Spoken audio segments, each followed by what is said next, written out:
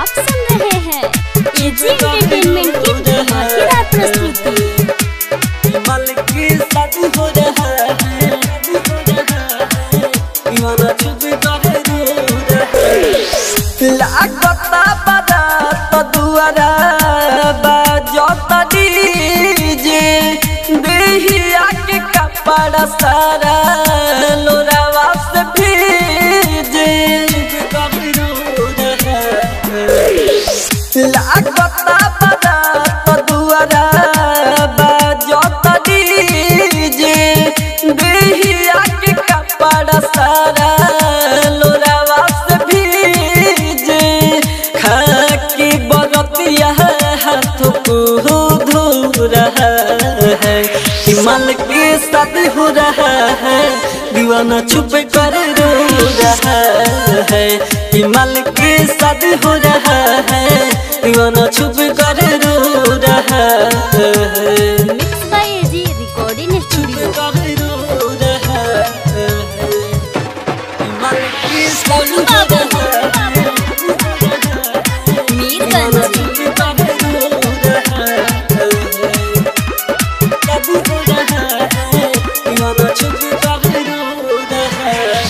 नहिया के डोरी गोरी बान्हल उहो तोड़ के चल जइहे जान हमारा के छोड़ के, हमारा के छोड़। नहिया के डोरी गोरी बान्हल उहो तोड़ के चल जइहे जान हमारा के छोड़ के, दर्द नहा दिल के कोई मेरा तो रहा है, कमल की शादी हो रहा है, दीवाना चुप कर रो रहा है, कमल की शादी हो रहा है, दीवाना चुप कर रो रहा है।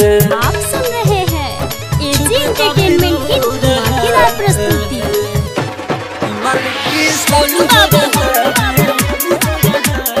Mirganj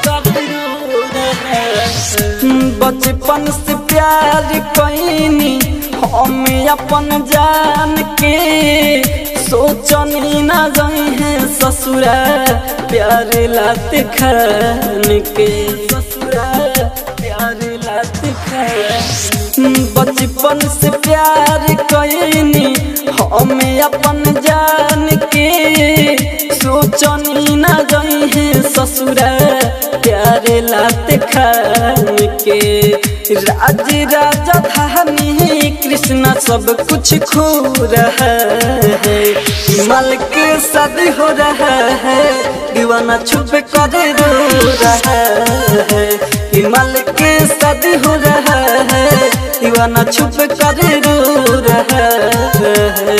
mix by AG recording studio Roshanpur Sapaha.